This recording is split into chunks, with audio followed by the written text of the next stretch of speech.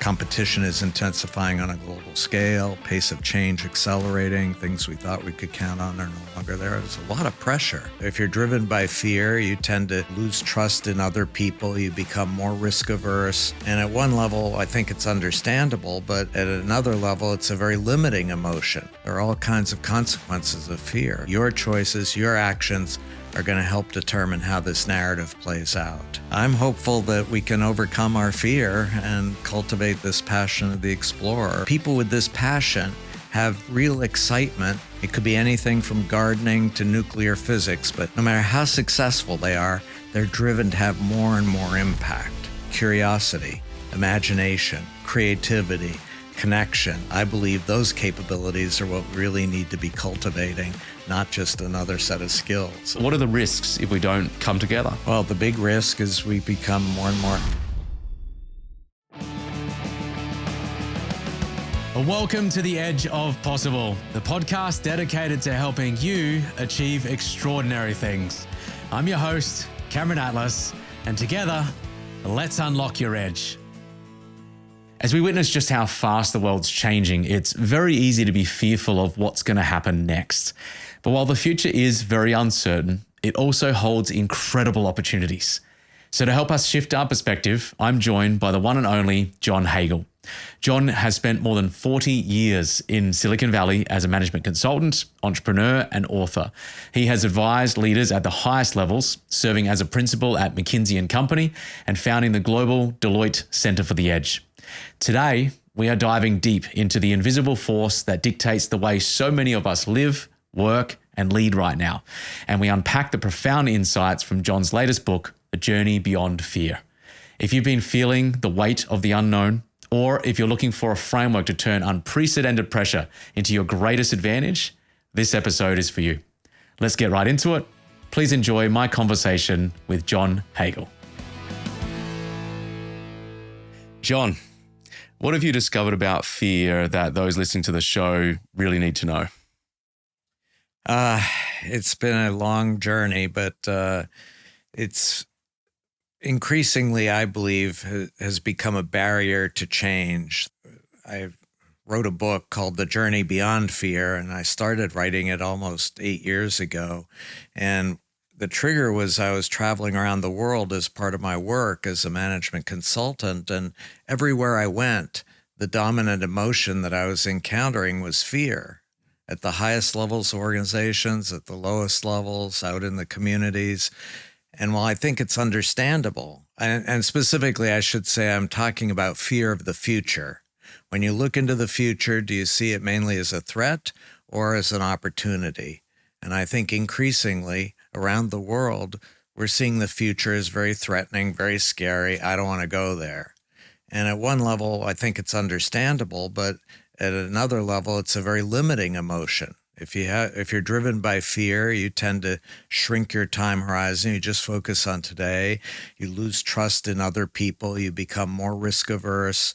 There are all kinds of consequences of fear. So I've become more and more focused on, first of all, helping people to recognize the extent to which fear is driving their behavior, but then also helping them to move beyond fear so that they can cultivate emotions that will help them to have more impact that's meaningful to them and to others. Do you find that they already recognize the fear?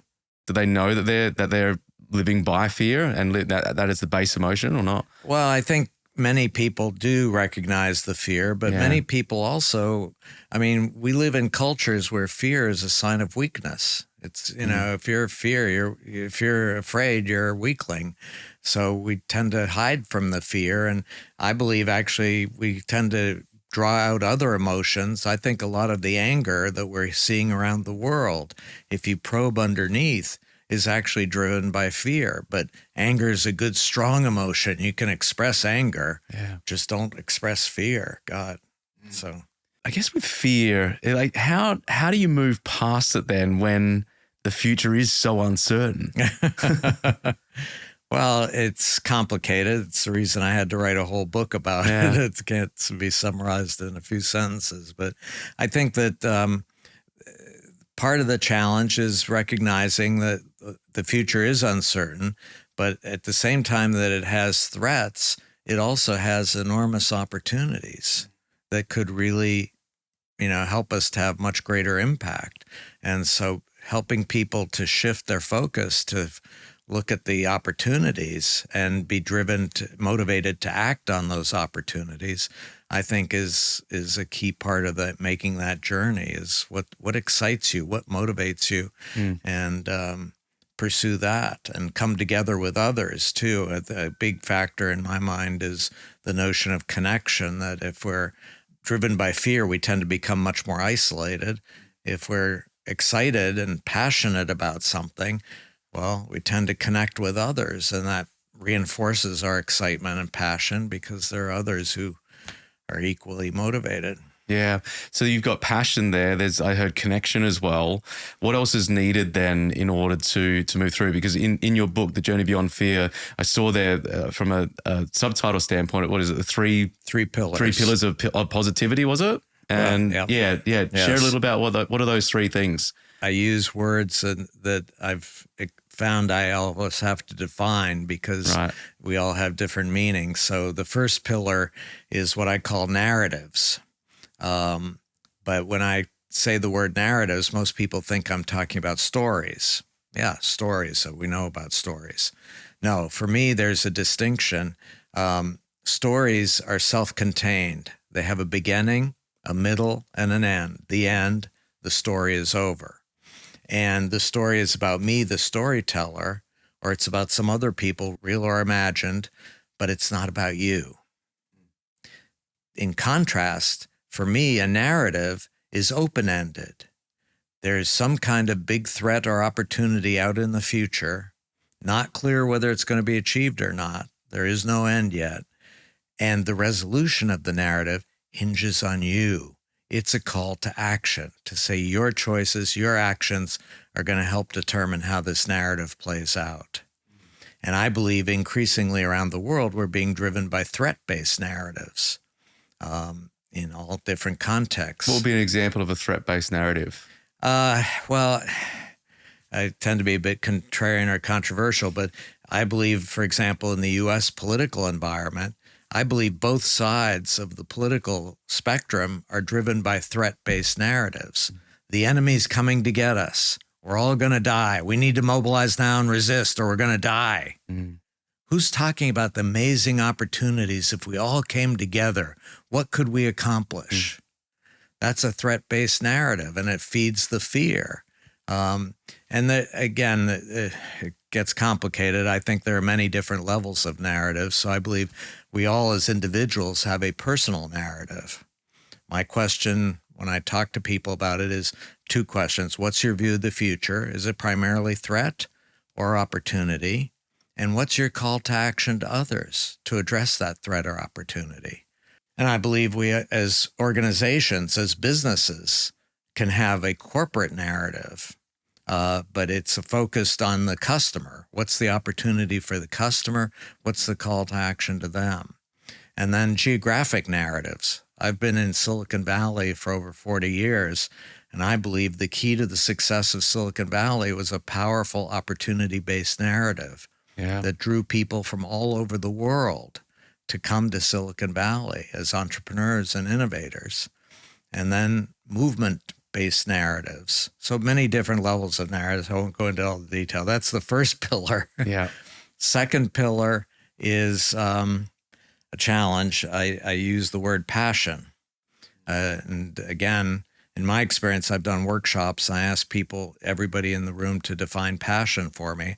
I get a different definition from each person in the room. We all use the same word. We all think we're saying the same thing, but we all have different meanings. My focus on passion is based on research I did, which I was looking at environments where there's sustained extreme performance improvement. And I said, what can we learn from those environments? And one of the things I discovered was that despite diversity of the environments, all the participants had a very specific form of passion. I call it the passion of the explorer. And what's contained in that is people with this passion have real excitement about having more and more impact in a specific domain. It could be anything from gardening to nuclear physics, but it's a specific domain where no matter how successful they are, they're driven to have more and more impact.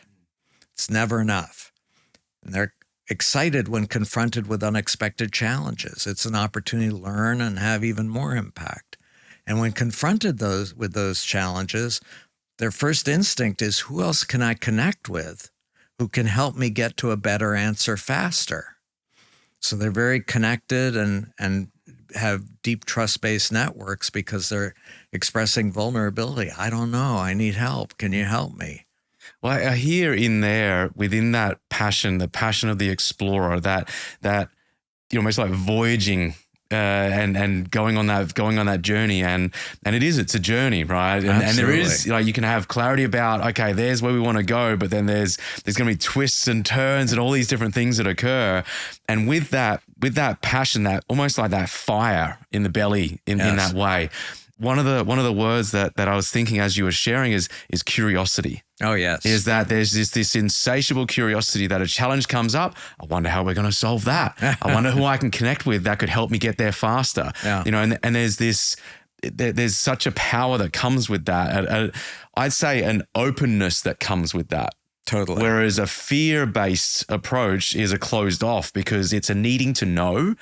I need to know how this is going to go, and I need to control my environment rather than opening up because I almost believe that it's going to work out. Right. And I don't know how it's going to work out, but it's going to work out in some way, shape or form.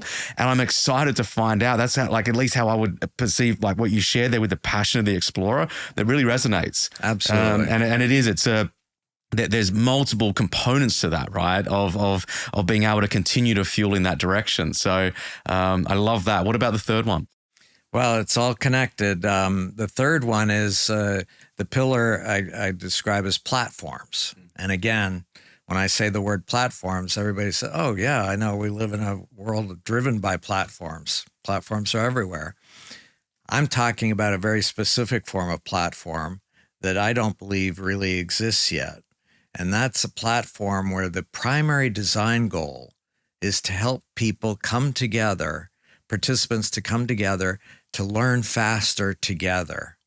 And again, I have to be careful because when I say learning, people say, oh, you're talking about lectures and workshops. And no, that learning is learning in the form of sharing existing knowledge. And while I don't want to dismiss that, in a world that's rapidly changing, if all you're doing is sharing existing knowledge, good luck. Existing knowledge is becoming obsolete at an accelerating rate. The most powerful and necessary form of learning is learning in the form of creating entirely new knowledge that never existed before.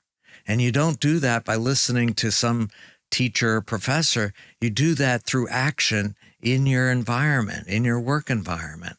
And again, everything comes together. But based on the research I've done, I believe that form of learning in the form of creating new knowledge, occurs best when you come together into small groups.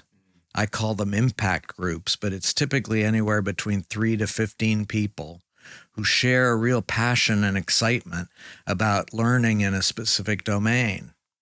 And I believe we have a need for learning platforms that will bring those small groups of people together, provide them with support in terms of learning in the form of creating new knowledge through action, and then connecting those small groups into broader networks so they can scale their impact in learning.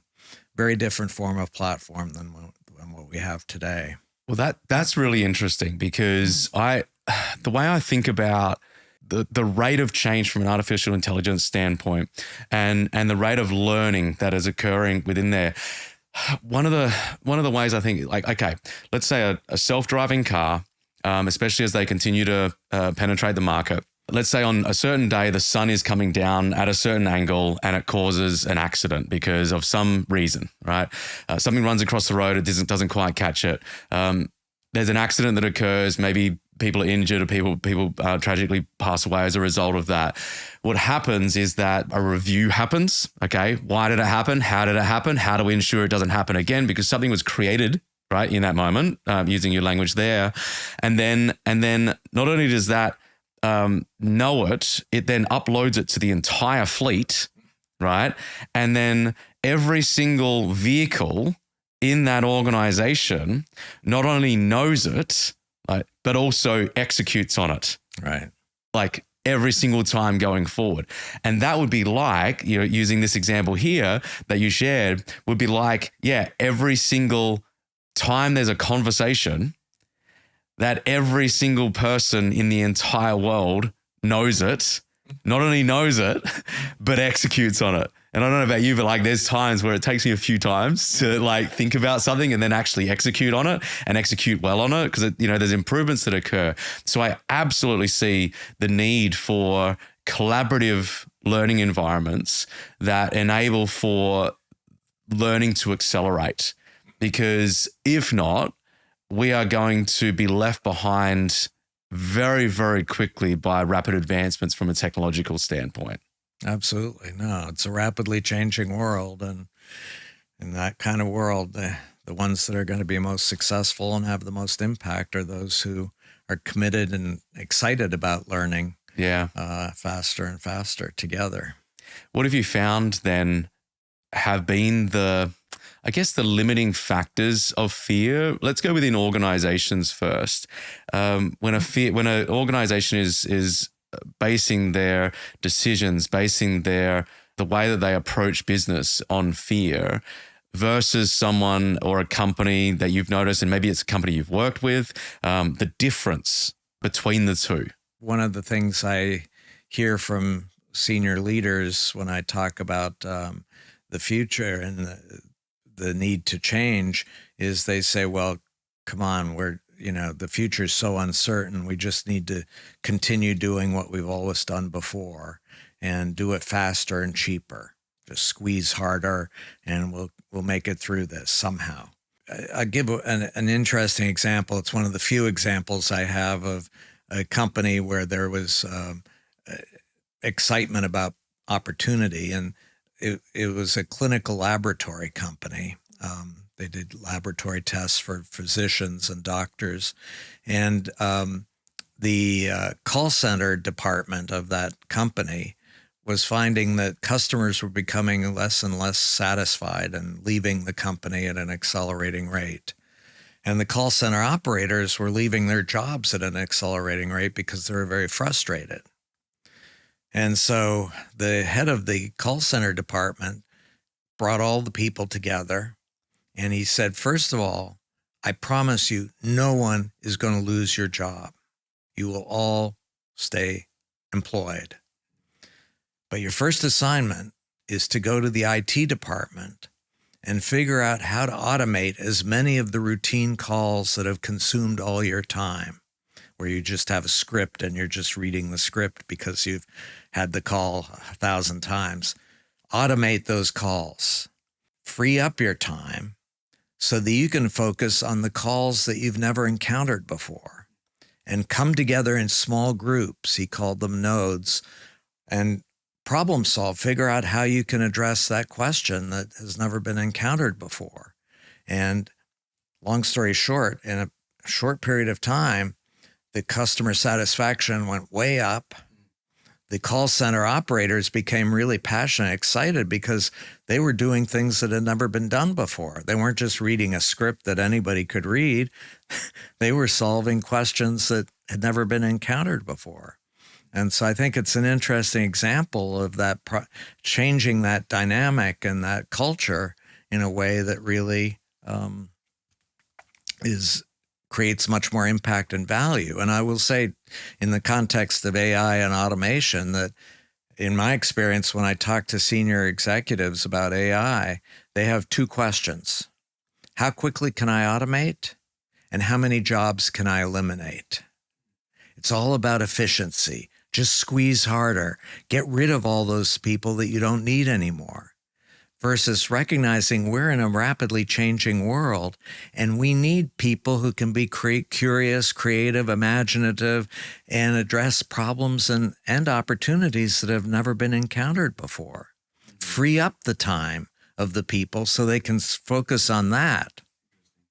I'll just say too, as an aside, I've done a lot of research in these areas, but one thing I did was research looking at a number of large companies in the United States, and we evaluated where are the employees spending most of their time. And it turns out in virtually every department of those large companies, anywhere between 60 to 70% of the time of the employees was being spent on what was known as exception handling. They were dealing with things they had never dealt with before, and they didn't have the process manual to do that. So they were just scrambling to figure out what to do. But that was consuming more and more of their time, and that's the way the world is. We're in a world where that's what work should be, is focusing on things that have never been encountered before and finding ways to create more and more value in those environments. I mean, that, as you were sharing about the call center example, what the leader did, by the sounds of it, is they created a level of certainty within their employees. Because what do we crave when we're fearful? Like, we crave a level of certainty. We crave predictability. We crave to understand, okay, at least I know with some level of certainty that there's going to be a road forward, versus if I'm potentially just going to lose my job, and it's very likely that's going to happen, then yeah, I'm probably going to feel a little bit fearful if that's the case, and that's my livelihood, and that's the constant strain of the conversation. And so the first thing was like, this is what's happening. You're not going to lose your job, but here's your responsibility. Take ownership of that. And it provided them with an opportunity to take ownership of that, to actually find a solution, to think creatively, and go into that domain. And I think it's a fascinating example of what if in this phase that we're going through, and we'll continue to speed up in the rate of change, we're maybe asking the question, and a curious question of I wonder how we could keep the employees and actually reskill, upskill, enable them to think in a way that would enable for the organization to move forward at an even more rapid rate. Yeah. Well, a couple of things. One is, I think you're right about the certainty, creating certainty for the employees. Certainly did that. But at the same time, he really focused on framing an exciting opportunity. Yes. Yeah. Our customers are encountering things they've never encountered before. You can help them in ways that nobody has ever helped them before. This is a really exciting opportunity. And so I think that's part of what motivated them and excited them, was that notion that there was something they could do to make a difference that had not been made before. What's cool about that as well is that there's still the unknown. Yeah. It's still there. Oh, yeah. Like, I don't know how it's going to go, and you go figure it out, right? But it's like empowering them to, here's the challenge. Yes. And here's the opportunity. Yeah. Now let's do it together. And if you're in it, let's go. If you're not, go and find somewhere else. But if you're in it with us, right, let's discover, let's uncover, because there are remarkable opportunities around. And it's that notion of coming together. Again, a key thing, I think, in his approach was bringing people together into small groups, five people in each node, to really focus on these problems. It wasn't just sit in your cubicle and figure it out yourself. Yeah. It was come together, because you'll get to much better answers faster if you come together. But what I like about that as well is there's something that I share within keynotes often is this process called the progress pulse. It's these 4 key questions of what's working, what's not, what are you going to do about it, and what help do you need, right? What's working, what's not, what are you doing about it, what help do you need? And the ability to be able to continue to ask those questions. I do this within my marriage with Brittany, and I do this on a weekly basis for myself, for the company as well, and have the conversation. And so those 4 key questions enable for there to be tweaks made. And when you bring people in and you're actually having that conversation together, it enables you to feel, I know this is personal experience within our marriage, actually. We soften the questions a little bit so it doesn't feel like a performance review, right? But it's enabled us to make tweaks along the way as to knowing and understanding how to love each other and how the other loves or loves to feel loved and be loved, because they're different, right? They're different ways of that. And so it's been, though, those beautiful 1%, 2%, 3% tweaks on a weekly basis that enable for that growth to occur. And the growth occurs because the tweaks are being made over and over and over again, right? Because if we were waiting, coming back to your example of like in a cubicle on our own, and then in 3 months' time or 6 months' time, or for some companies, 12 months' time, they do a performance review, right? And it's like, man, like we're way gone from that. Oh. And the other thing that I just thought of as well, there was a guest that we had on the show a little while ago. Her name is Caprice Young. She's a superintendent out of a number of charter schools in California, and was previously the president of the LA School Board. Very smart woman, great friend, and she's doing something really interesting within the school environment, where her schools are getting 3 to 6 times the results of their neighboring schools. And one of the things that she's doing, which I thought was fascinating, is what she calls the squads model. And the squads model is that the kids come together, and I think they're groups of, don't quote me on this, but I think it's groups of 3 in this case. And the kids come together. I think one of them is keeping the time. One of them is maybe note taking. One of them is the one teaching the piece of education. Again, I have to go back and have a listen. But they each had a role, and each of them had a role. And then there was a kid that was the teacher's assistant that would go around to each of the groups, listen in, ask like, okay, are there any challenges? Like finding out what the concerns are. And when there were, okay, there's a concern here that's similar to this one, then the assistant would go to the teacher, say, hey, there's a problem with this. And the teacher would then go through that specific challenge. It's fascinating. As she said, the engagement levels for the kids in the classroom have gone from really low to like 100%. Because they are involved, they are engaged, they are a part of the education, rather than being maybe an observer of the education. Yeah. And I know from like my study when I dropped out of university many years ago, and I got 2 years, the style of education for me of just watching a lecture and just sitting there, it was so boring to me. It was so... I didn't retain much of the information, and I was going through my own stuff of like party years and all that kind of stuff. So there's a whole other train to that as well. But when I went through then the coaching training programs that I went through more than 15 years ago now, it was immersive learning, and it just lit me up. And I just went through this insane amount of growth, insane amount of learning, insane amount of understanding, and insane amount of retention of that training. So this makes so much sense. Yeah, it triggers one of the pushbacks I get from people when I talk about passion of the explorer is they say to me, oh, come on, some of us are capable of that kind of passion, but most of us just want to be told what to do and have the security of an income. And my response to that is, let's go to a playground and let's look at children 5 or 6 years old.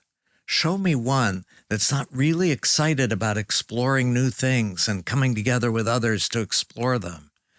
What happened? We went to school and we were taught, listen to the teacher, memorize what the teacher has to say, and show that you've memorized it on the exams. That's what education is all about. And I've studied at least the U.S. public school system, and I know historically the U.S. public school system was designed to prepare students for the work environment. Yeah. Listen to the boss, read the manual, do what the manual says. And so it squashes that passion, but I believe we all as human beings still have that passion within us, waiting to be drawn out and to be pursued. But we need to be in environments where that's encouraged. Yeah. And again, I'm sorry, I'll just go on for a minute as well. One of the challenges I have for senior executives is what company do you know that measures passion of the workers? There's no one that I know of that I've encountered that measures passion. And partly it's because passion is deeply suspect. If you're a passionate worker, you take too many risks. You ask too many questions. You deviate from the script. Why would you want a passionate worker? You want somebody who's just going to read the manual and do the job as assigned. So I think we have environments that squash that passion and discourage the passion. I think we squash it for ourselves over time as well. Like, yeah, there's environments. And I think about, for me personally, this is going back a solid 12, 13 years. The last relationship that I was in, it was coming to an end. And the word that she used for me was that I was rigid. And yeah, it was interesting. I had never been overseas before. And I remember this moment where we had this trip planned, and it was just before we split. We were going over for a friend's wedding overseas. And she asked me, "Are you excited about the trip?" And I remember, I know exactly where I was on the sofa that day. And I go, "Oh, yeah." And it was like, it was basically a dismissal of the excitement. So I thought, I didn't know. I didn't have an understanding as to what was out there in that way. And then craziest thing happened. I still went. It was my friend's wedding, so I went to there, and we both went on that trip. We went separate ways. We didn't see each other after the flight. And I had this crazy experience there. Realizing that life was about experiences, not things. And in that moment, like for the first 40 days when the relationship ended, went overseas for the first time. I went mountain climbing, whitewater rafting, gliding, rappelling down waterfalls. Like I went all in over those first 40 days. And that overseas trip, there was this moment that I had where I heard this song, and I was in a Bali cafe, and there was this woman that was sitting there as I walked in. Very attractive woman. And my mind goes, "You should go talk to her." And I go, "No, don't be silly. You've just split up with your girlfriend." And going back and forth between the two. I go and sit down. I have my food. She's still sitting there. And I go back and forth between going and having a conversation with her, not having a conversation. I end up going, just to go and have a conversation with her. I go and say, "Hey, do you mind if I sit down?" We have a conversation for about a couple of hours. I share some of my music with her, and she shares a song with me that she said, "I really like this." And so I put the headphones in. And this is at a time where I'd realized that, again, life is about experiences, not things, right? I listen to this song, and it's a beautiful song. It's like this piano, and then these other instruments come in, and oh my gosh, I'm just listening to this thinking, you need to be doing more of this. Like, you need to be doing more of creating music yourself, and you need to be exploring more and experiencing more. And then I looked down at the song, and I kid you not, the song was called Experience. It's by Ludovico Einaudi. It's a beautiful song. You would have heard it. It's been on a lot of movies. It's a very, very, very, very well-known song. Wild experience for that. Fast forward to about 18 months later, I sold everything that I owned, went on this crazy journey around the world, living in places that had pianos in them. It led to so many things. It led to a National Geographic Explorer grant where I went down to Colombia and filmed there. It led to leaving fully and moving to the US. It led to my first talk with a grand piano on stage. It led to having a producer in Europe that we become best of friends. It led to a TEDx talk in Rome. It led to this podcast. It's led to so many things. And the one thing as I was experiencing the journey before I moved here to the US was that level of curiosity, and it unlocked in me. I did just this massive 180 shift where I was so ingrained in who I was and the rigidity as to how I lived life. And it wasn't until I just went, what if I did this? Or what about this? Or maybe that it started to unlock in me that this is maybe the greatest skill set or attribute or part of a character trait that opens us up to infinite opportunity.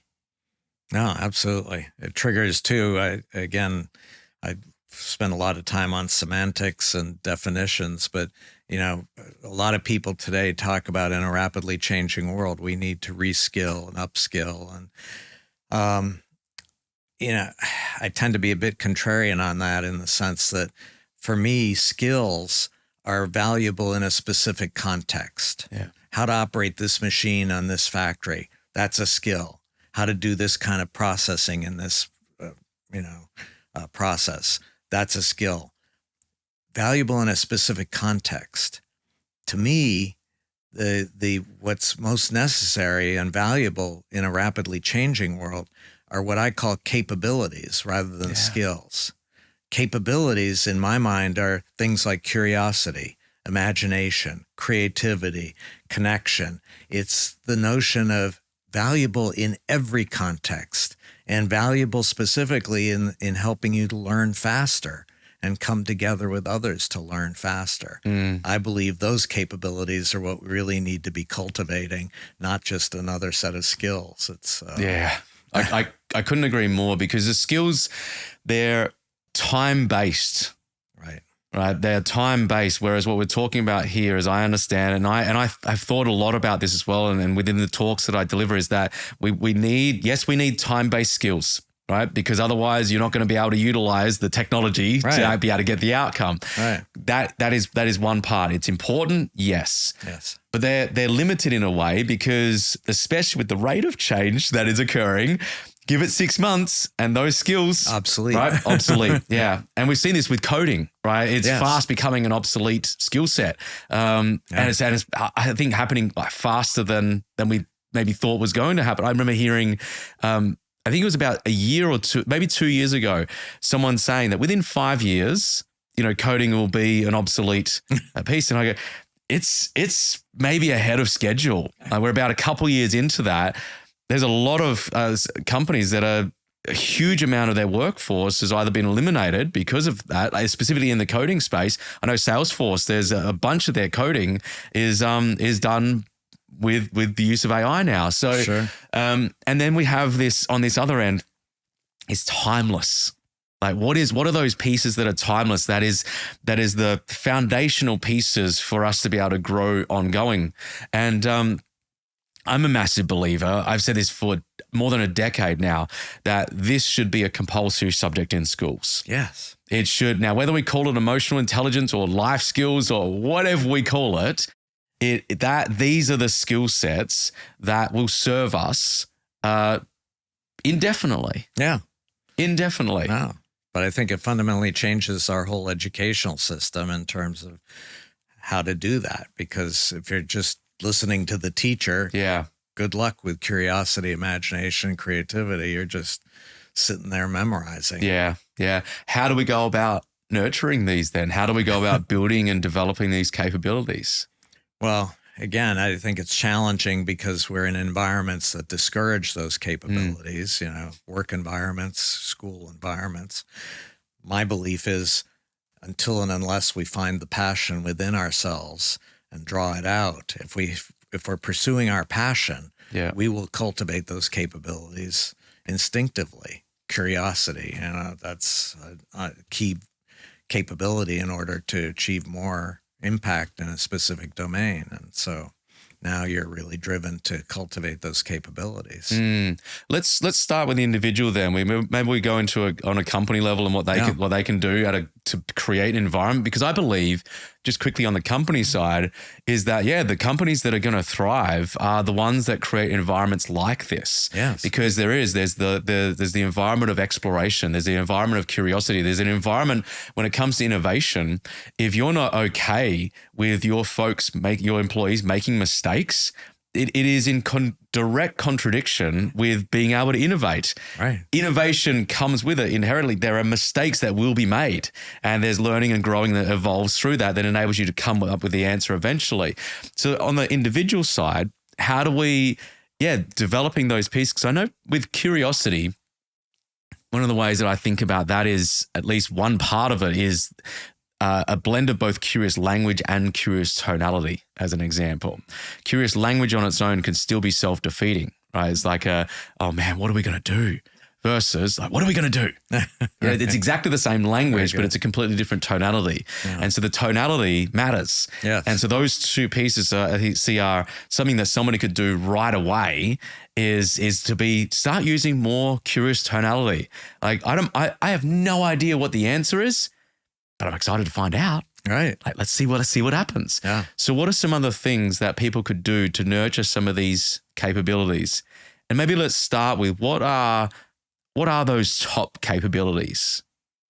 Well, again, and at least in my mind, the top capabilities are curiosity, imagination, coming up with very unexpected views of what the future could be, and creativity, which is actually developing an approach to address that opportunity, and then connection. It's this notion of the capability of connecting more effectively with other people so that you can come up with even better ideas and more creative and imaginative solutions. So I think and again, to me, this is all driven in part by the theme of learning. What do we need to do to learn faster in the form of creating new knowledge through action rather than just reading a book and listening to a teacher? Okay, let's go through these three components. And I see this one around curiosity, imagination, creativity. Maybe we put that in a bucket because there's similarities there. Yeah. Then we've got connection. Yeah. And then I heard action as well. Yeah. Right. Because at the end of the day, you can be curious all you like. You can connect all you like. If you're not getting stuff done, right, then nothing's moving forward. Right? So let's start with the curious, the imaginative, the creative. Let's say I'm a person that says, John, I'm not a creative person. I'm not. I just want that paycheck. Like, what would you say to me? How do I go about developing that part of myself? Well, I think in part it's a notion of reflection on what are the things that really excite you.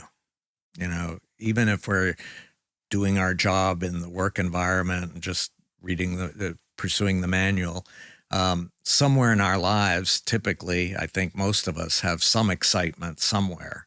It may be with family, it may be with friends, it may be out in the community, hobbies, whatever. But find that area that draws out that excitement in you and see where those capabilities start to become, that you've actually practiced them, but where you could develop them even further. And that's the motivation to develop them, is you're excited about what you're doing there and want to do more and more of it in a more effective way. There was a talk that I gave last year, and I was talking with the CEO, the president of the organization afterwards. And we're just talking about a number of different things. And he shared one thing in particular, which was a staff member of his. And she was doing okay at work. She was adequate. And at the same time, he was wanting to maybe get some more effort and passion maybe out of that. And then she invited him to an event that she was putting on. It was like a fundraiser, a philanthropic piece, volunteering. And he went along and he witnessed a completely different person. A completely different person. Yeah. And she was vibrant. She was excited. She was in. She was communicating. She was the heart of it. And they had a conversation afterwards. So how do I get that version of you? And they had a conversation about it. What ended up happening is that she wasn't a fit for the organization. And he said, let me help you find that. And because, it wasn't here, and that's okay if that's the case. Yeah. As we understand and get curious and explore this, it's the same when a company goes through any kind of cultural transformation. Is there's bound to be more turnover because we finally find out that, this isn't a fit for me, or there is, and I go even more immersed in it. And so that example, that's an actual example of what you're sharing about, a real world example of that occurring. Well, it reminds me of an example in my life. Many, many years ago, I was a senior executive with Atari in the video game business. And at the time, the chief financial officer at Atari, an accountant, had this dream about becoming a winemaker. And he wanted to go out and buy a vineyard and become a winemaker. And we all told him he was absolutely crazy. He was an accountant. What did he know about making wine? Just do what you know what to do. And to his credit, he ignored all our advice. Yep. He went out and bought a vineyard, and he's now one of the most famous winemakers in California. And every time I see him, he reminds me of the advice I gave him. And it was this notion of, again, if you're really excited about something, you will develop the skills and capability to be successful in that environment. But you got to look for what excites you. And accounting didn't excite him. Yeah. It was making wine. Take us back to that moment then. Knowing what you know now, how would have you responded to him when he said that? I would have said, if that's what excites you. I mean, one of my key pieces of advice, it's actually the subtitle of one of my books, small moves smartly made can set big things in motion. And it's this notion of start with small moves that are that you can really do quickly and learn from quickly, but in the context of a much bigger opportunity that's in the future for you that you're really excited about, and you'll set in motion a much greater impact. And so it's that notion of staging your entry into this new world, and building the capabilities and skills to be successful there. But as long as it's what excites you, that's what's going to give you the most satisfaction. Well, I think that growth, this is important for us to talk about, because those small wins is what gives you momentum. Yes. And it's momentum that keeps you going. Right. There's other things that keep you going, like the passion, the excitement, the curiosity, all these pieces. But if you don't end up making at some stage some form of progress through the process, a certain amount of time you're probably going to be giving that up. And I think about so I've been playing piano for more than 30 years. But guitar was a fairly new thing for me. It happened during COVID, and I decided that I'd learn the guitar almost reluctantly, because it was okay with the keynotes that I deliver. That's with a grand piano on stage, but there were certain events that said we can't get a grand piano. So this is an objection that I'm going to have to overcome here somehow. And go, all right. So I started the guitar. It was mid-August 2021, and I thought if I could just start with an hour a day, that would be an outstanding outcome.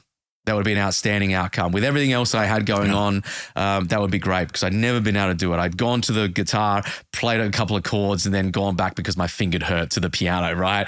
And so I started with an hour. I thought, well, that's one of my values that's getting met here, which was around impact. Okay, if I can learn this, I can bring it to the experience on stage, and that would enable me to make a greater impact. So one of my values was getting met. And then something really interesting happened. So I started with an hour a day, and then I got to a point where I could string enough chords together where I wrote a song on the guitar.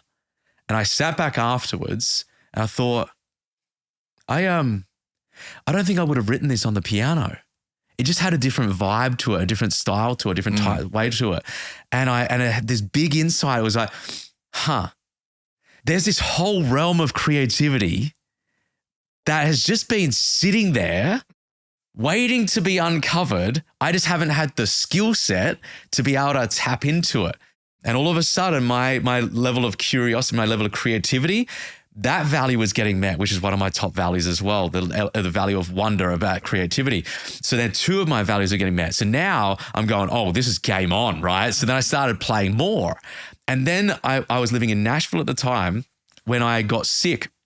And, not that bad, but just like a cold. This is during COVID. I went and got tested at one of those drive-through stations, right?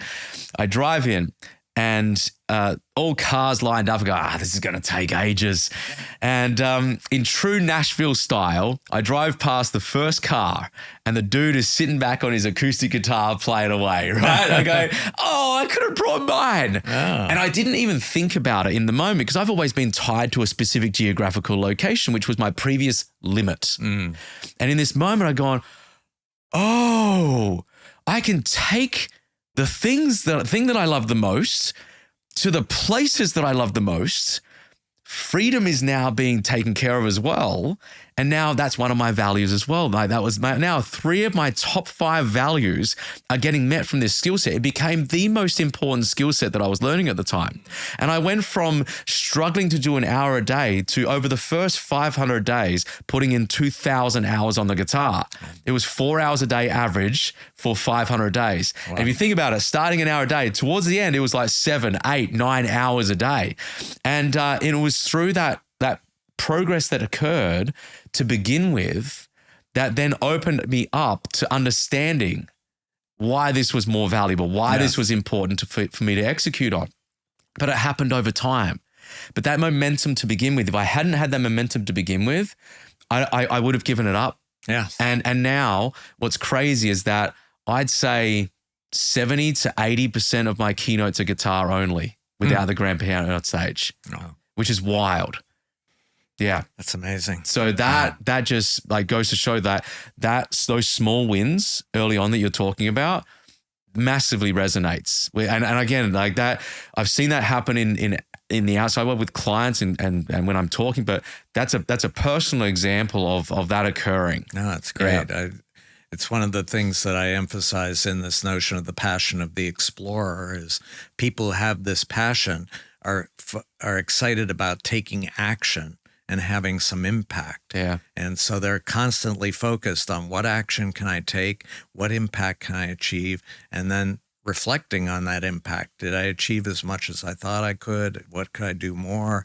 But it's that notion of moving forward, iterating over time, starting with small moves, but passionate about having more and more impact. Yeah, I love it. How do you recommend then rewarding the action? Or go about making sure they take the action, but then rewarding the action. We'll come back to connection in a moment because for the 2,000th hour that I did on the guitar, and it was for nobody else other than myself. I was at home, like back on the farm where I grew up. I was back there. No one else was home. It's a family home that I grew up in. And the 2,000th hour, there was a storm going off in the distance. I grabbed the guitar. I climbed up on the roof. And I went and played my 2,000th hour on the chimney top of the house that I grew up on as a kid. Wow. While the thunder and lightning was off in the distance. It was a beautiful experience. And it was for nobody else other than myself. I took the guitar to the place that the piano could go the least, right? Because it was just this reinforcement of, you just did that, dude. Like, what? Right. How? And so there was it was the reinforcement of it. It was the recognition of the progress being made. It was the reinforcement of that. It was just this nice little reward that I achieved something great in that moment. Yes. How should someone think about taking action? How should someone think about rewarding that action and recognizing the progress that they're making along the way to ensure they continue developing towards their goal? It really depends on what excites you. I mean, ultimately, in this passion of the explorer, what excites people is the impact. It's not the action itself. It's having some kind of result that creates value for yourself, for others in the environment, but being very thoughtful about what is that impact that I'm trying to achieve, and then going back to, okay, what action can I take that would help me to get to that impact and achieve that impact, and then constantly reflecting and learning as you go. Yeah, there's almost like a loop going on there, absolutely. Right? Because then it Learning is loop, what is that impact I'm aiming to make, or what is the outcome that I'm aiming to achieve? What impact is that going to have? What action can I take now? Yes. And what's a small action I could take maybe now, especially to get the wheel in motion, if you will. Then as you do that, then you can be reflecting on that. Okay, what did I learn? How did I grow? What worked? Maybe what didn't? And okay, what am I going to do differently next time? And then the continual growth, the continual loop, and continue to make sure it's almost like the constant movement. Yeah. The tweaking of it to go 1%, 2% shifts in direction that enable you to continue moving in that direction. Would that be fair? Yeah. No, and I think it's interesting. Again, I've done a lot of research on passion of the explorer, and one of the areas that I focused on was extreme sports. And specifically, I live in an area where big wave surfing is one of the big passion areas. And when I talk about big wave surfing, people say, oh, that's a solo sport. There's only one person on the surfboard.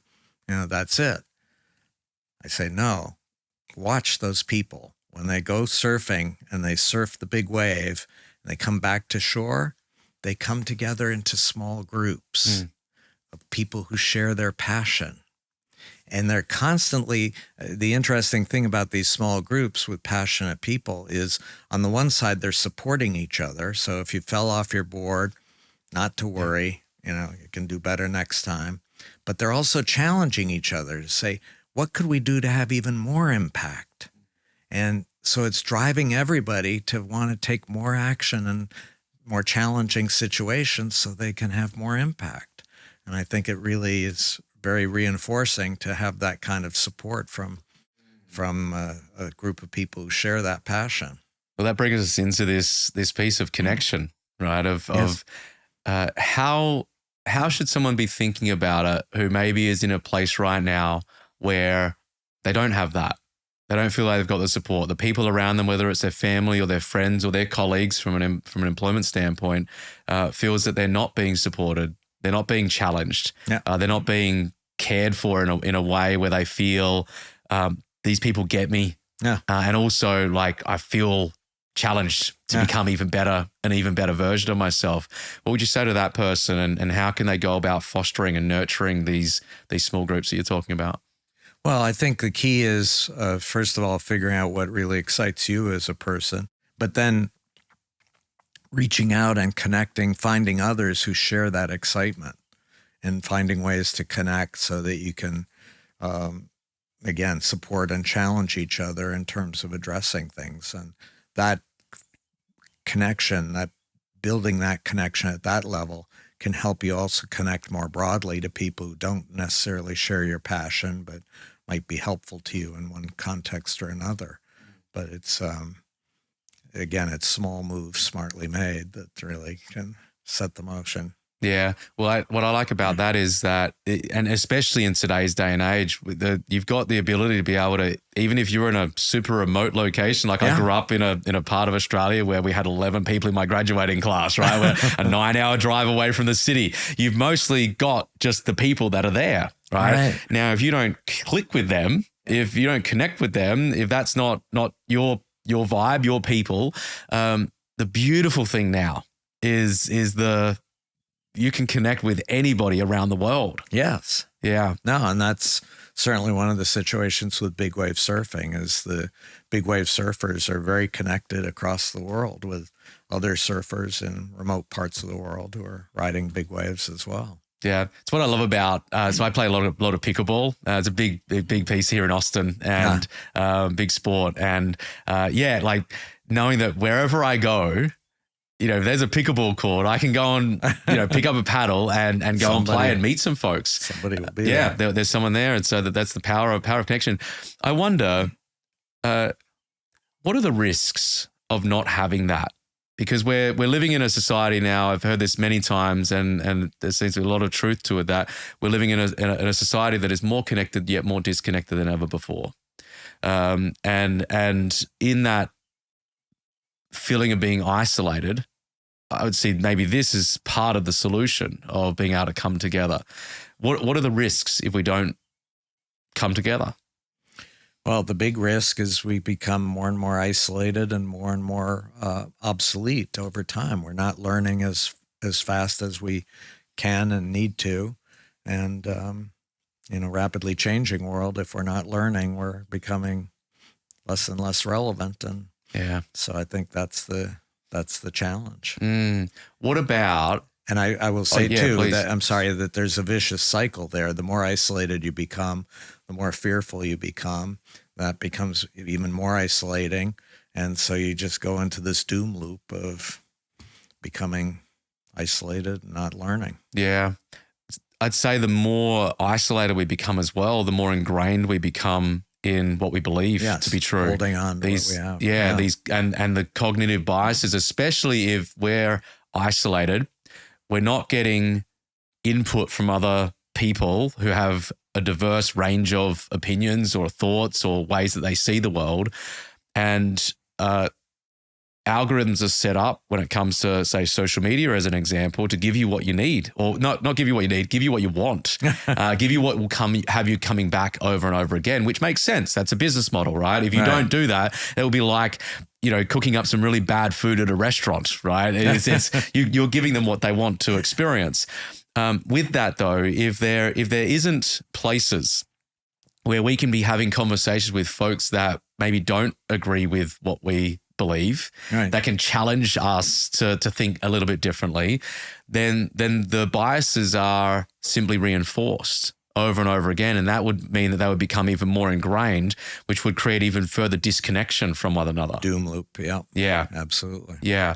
So then what would you recommend with people that when it comes to maybe having conversations with people they don't agree with? Is that part of the small groups, or is that something different? I think the capability of curiosity is something where you're exploring what other people believe, and you're not just saying, no, that's not something that's relevant to me or that I believe. And so, you're curious. Why do you believe it? How do you believe it? What's supporting that? And so it's this constant desire to learn more that I think really helps to connect people who have very different points of view. And one of the things I've been a strong proponent of, again, based on research, but when I talk about these small groups for passionate people, impact groups, the best impact groups are those where the people in the group come from very different backgrounds and experiences. They're not all from the same place and the same experiences. They're coming with very different backgrounds and experiences. And again, challenging each other based on what they know to say, how can we do this even better? Yeah.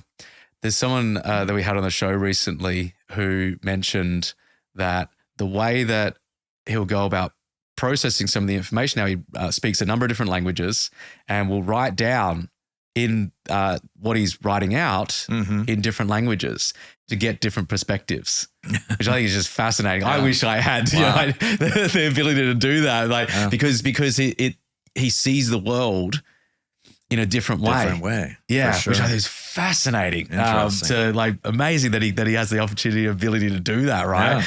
Yeah. For us mere mortals, the conversation with other people with different, diverse perspectives, I think is really important. And one of the things you touched on just there was the curiosity to learn about how somebody else sees the world. Like asking those questions, how did you come to that? Or what is it that you believe about that?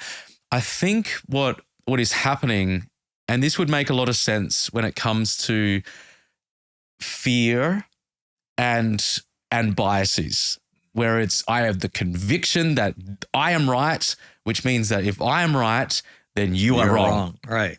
And that creates it's a recipe for division. With that, what I've noticed, and I saw a video of this, there was a candid conversations happening, with people that disagree with one another. And the way that one of the people was approaching this was they were asking questions, but you could tell the reason they were asking questions was in order to position the conversation to prove that they were right versus seeking to understand. Right. That seeking to understand doesn't mean necessarily that you're going to agree with them. Right. It doesn't mean that you have to let go of what it is that you believe. Yep. But just suspend judgment for a little while. Just for a moment, just entertain the idea that maybe you're wrong. Right. Or what if there was a better way of doing this? Or what if this could be different? It's very much what I call the learning mindset that the passionate explorers have, is no matter how accomplished they are, no matter how much expertise they have, they're always driven to learn more and recognizing they don't know everything. And maybe this other person who's got a very different set of beliefs and backgrounds can give me new insight that I've not had before. It's really interesting. Jim Fielding good friend of mine who's on the show recently, and he done some amazing thing in his career. He's the president of Disney Stores worldwide. Has done work with 20th Century Fox and The Gap and some other big companies. And one of the things that he said in the show is that he's very moved from a needing to have all the answers to asking good questions. And just what we're talking about here, just this seeking to understand. It strikes one of the things that I focus a lot on in the business world or in the broader world is what's the mark of a strong leader? And I believe, I'm going to generalize, but in most large organizations today, the mark of a strong leader is someone who has an answer to all the questions. Yeah. No matter what question you have, you can count on the leader to have an answer. By the way, if they don't have an answer, maybe it's time to get rid of them and find somebody who does.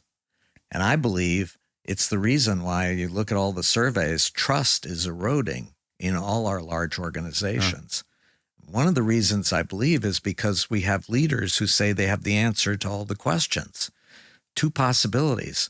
One is they have no idea how rapidly the world is changing, or two, they're lying. Yeah. In either case, why would you trust them? Yeah.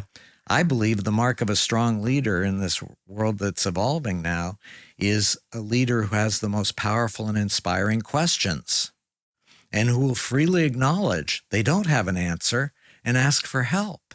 And it sets into motion a culture where questions are not only okay, they're absolutely essential.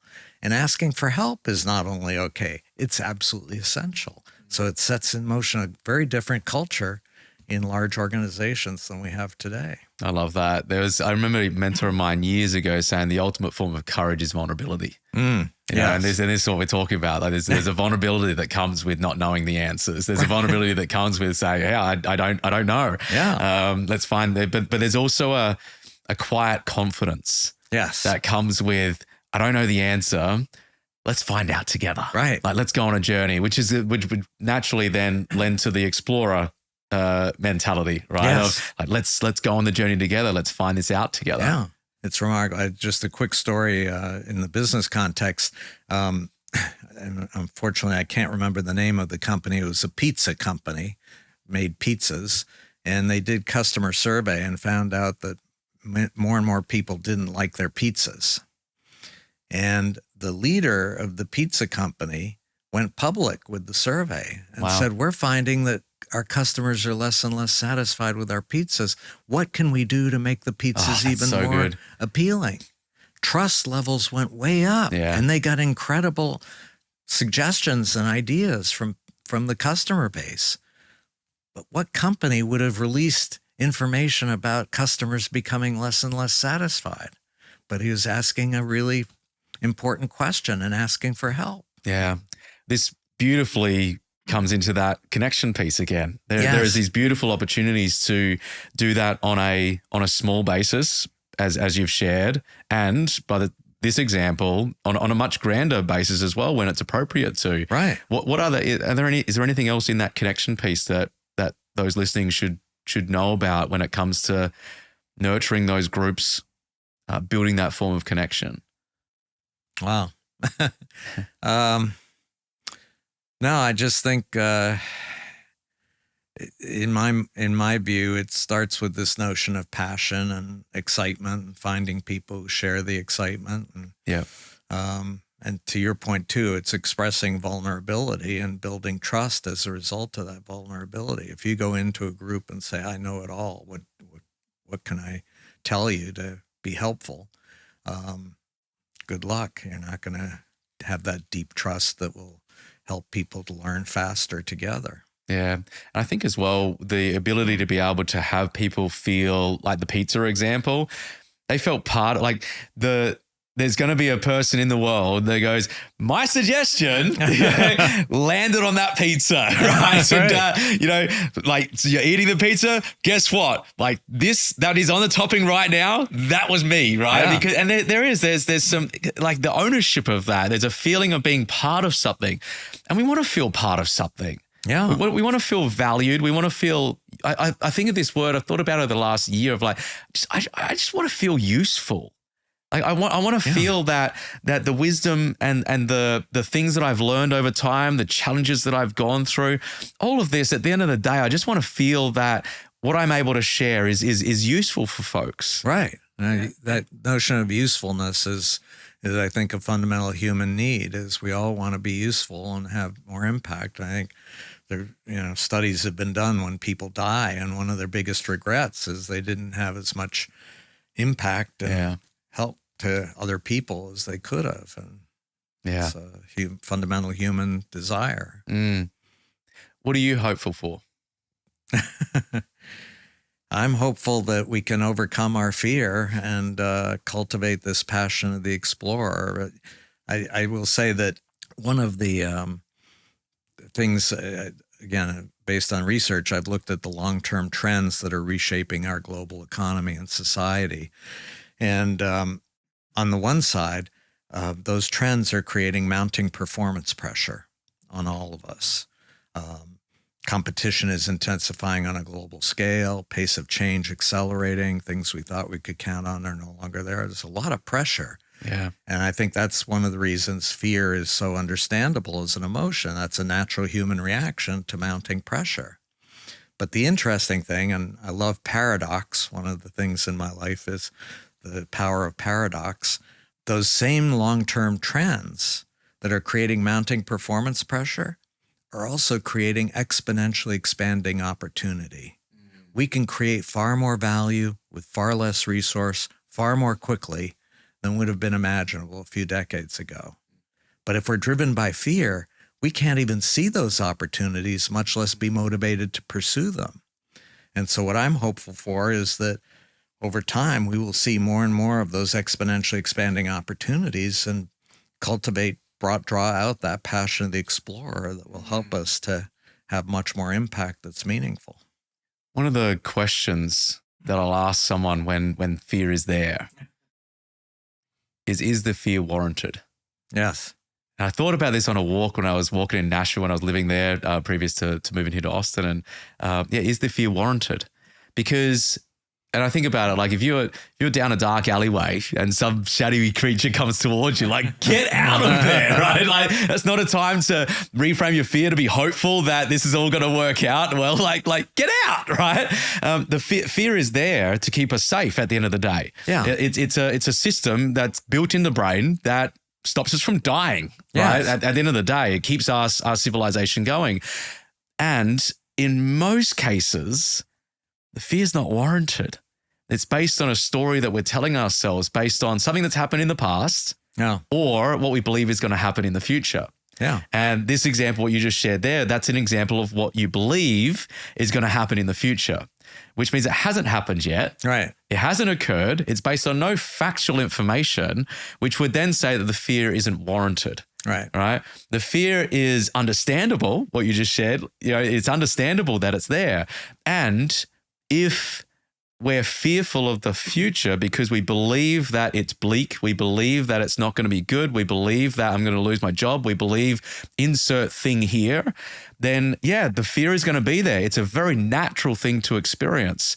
And if we can switch what you just mentioned, if we can switch that over to being able to say, well, what about what if it works out? Yeah. Or what could be the opportunities?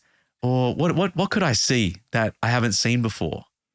Well, the interesting story, again, I go back to big wave surfing. Okay, yeah. Because many people, when I talk, think, oh, John is just asking us to eliminate fear, get rid of fear, focus on passion.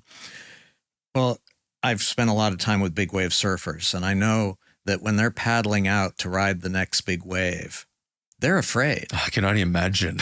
They know those not waves only, are massive. not right? only have people fallen off their boards riding those waves, many people have died. Yeah. So they're fearful. They know that that's a risk.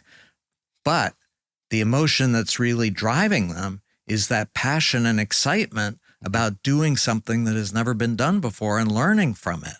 And so the fear helps them to focus on risk and do what they can to minimize the risk. But the emotion that's really driving them is the passion, the opportunity to learn. And that's what really excites them and motivates them to keep going, keep paddling. There's the two pieces there that you just shared. You've got the excitement and the passion, which we've spoken a lot about, and then there's the reducing of the risk. Yes. I'd say that's preparedness. Right? Yes. It's being prepared. It's preparation. And I remember there was years and years ago when I back at in the town that I grew up in, I went in a talent show, and most of the people in the town were there that day, I think, because there was a lot of people in the room, but there's not that many people in the town. And I had my sheet music with me. Got out of the car opposite the side of this hall, this town hall, and I remember grabbing the sheet music and putting it back in the car and going, I got this. I go in, there's so many people there, it's filled up, and I'm super nervous. And I go up to the piano and I play flawlessly like this song, and I'm in it. And then I completely lost my place. And I royally screwed this song up. I failed miserably. Wow. And for about 20 years, maybe 25 years, the unconscious question that I had was, what if I screw this up again? Whenever it was a performance happening, whenever this was occurring, that was going. It wasn't until many years later, actually the first talk that I gave with the grand piano on stage, which was 2017, I noticed I had that question, and it was like it finally came to the surface. Oh, that's been there all along. That's been, one of the reasons why I felt the way that I felt. And I had a conversation with myself in that moment, both before and afterwards, realizing that I'm not that person though. The amount of practice that you have done since to get yourself prepared, to get yourself ready, to get yourself able to execute when the pressure is on. Right. You are a completely different person.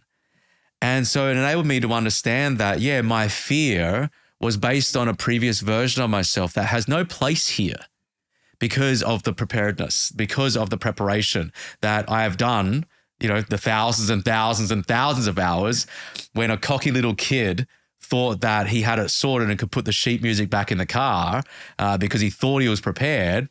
He wasn't prepared. No. He wasn't prepared. And that really resonated when you shared that with the big surf. Yeah, they have put in, because you go out and if I go out on a big wave, I am dying, right? It's it'll be very unlikely if I survived that experience, because there's no reduction in risk. There's no preparation that I've done to be ready for that. And so that's where the action, I would see, comes into this framework that you're talking about. Totally. Like, it's so important that you are putting the time in to be able to get there. Yeah.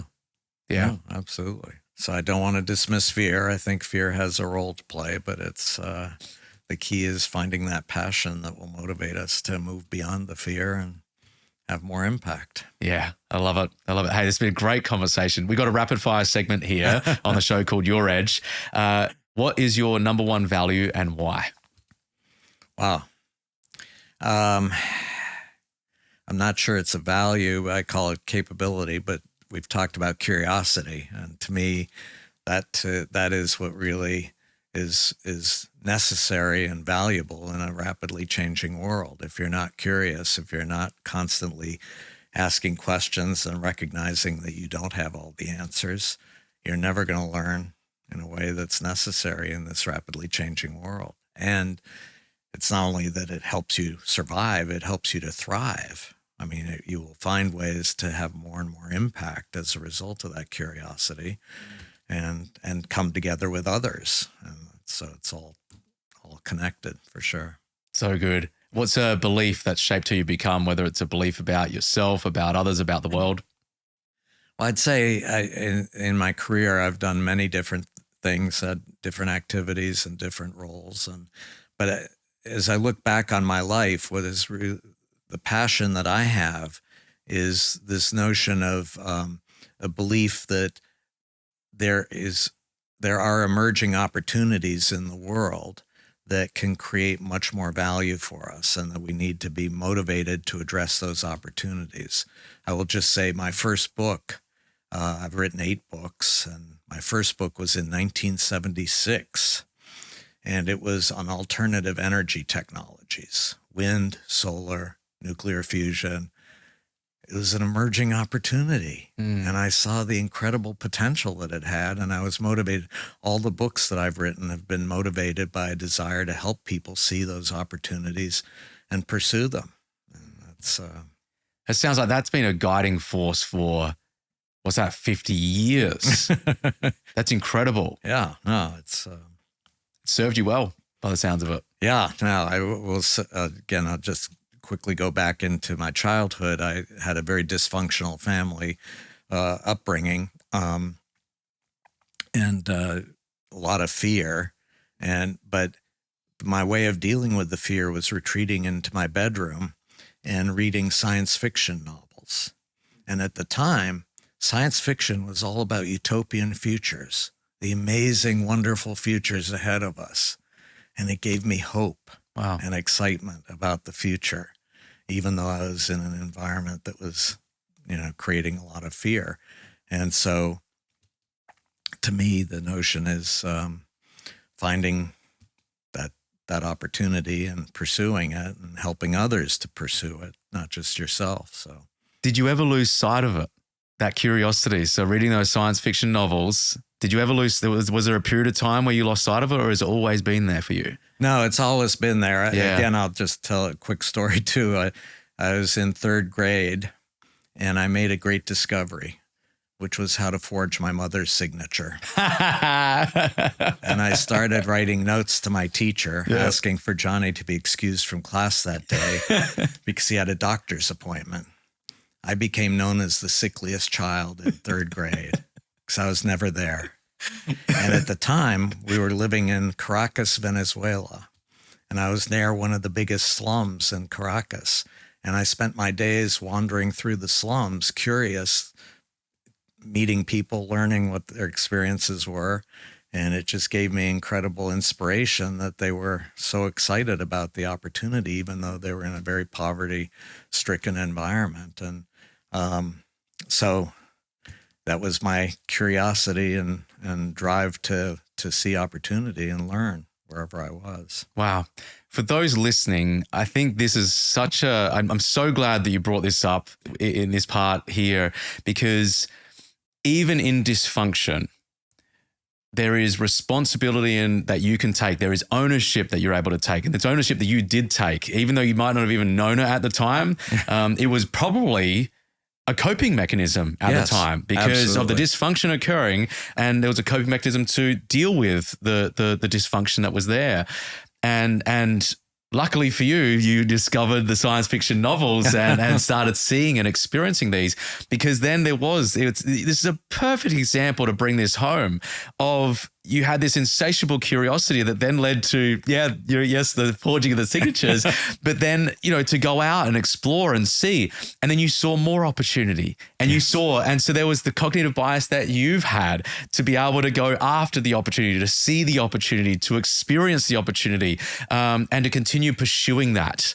And you've had and been witness to for your whole life now, by the sounds of it, this constant reinforcement, this compounding effect of opportunity, of exploration, of passion, of curiosity, which I find fascinating. And for those listening, it's an opportunity that if you feel I'm not creative, or there's people around me that don't support me, or whatever the situation is that they're going through, there is a way out. Yes. And the way out is through you. It is through taking the ownership. You have the agency. You have the responsibility. One of the things that I often share is that the person who takes responsibility is the one that gets to create the change. The person who blames stays with the pain. Great observation. Yeah, because if you blame, you are removing your responsibility, which means that you are relying on the external world changing in order for you to get the result that you want. That's just completely giving away your power. Whereas if you take ownership, even if it seems like it's somebody else's fault, and maybe it is in most of the different areas, but there's going to be 1% that you can take ownership of. That's the part that you can create change around. And these capabilities, no one can take that from you. No one can take from you the ability for you to be curious in a moment. No one can take from you these attributes, these capabilities that we've been talking about here, right? There's other things that can be taken. There's other resources and things that can be taken, but nothing can take that away from you. You have agency over that. And I think that's an incredible way to be approaching our lives and our careers and companies for those who are leaders in those organizations. Absolutely. Yeah. What about a habit, routine, or ritual that you can't live without? What's a habit, routine, or ritual you can't live without? Whether it's a daily habit right out to a annual tradition, for example, that you do with family. Boy, I don't know. I think that it might be a bit contrary to what we're talking about, but one of my key habits is I'm a compulsive reader. Yep. I've got a personal library of over 10,000 books. Whoa. And I particularly nonfiction and particularly history. I'm driven, curious to learn more about how we got to where we are today and what lessons we can learn from the experiences that we've had throughout history in different parts of the world, all over the world. So I'm driven to constantly learn as a result from reading, but certainly reading is not the primary form of learning, but it's a helpful support foundation.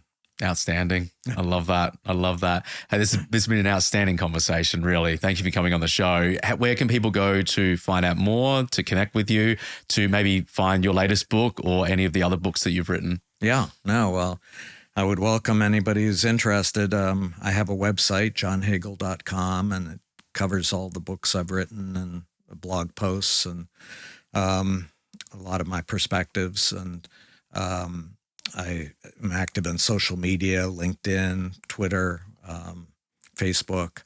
But I'm also, I should say, based on my most recent book, The Journey Beyond Fear, I've gotten such good feedback from the book that I'm now in the process of creating a new center. I call it the Center for Growth, which is offering programs based on the book to help support people in the journey beyond fear.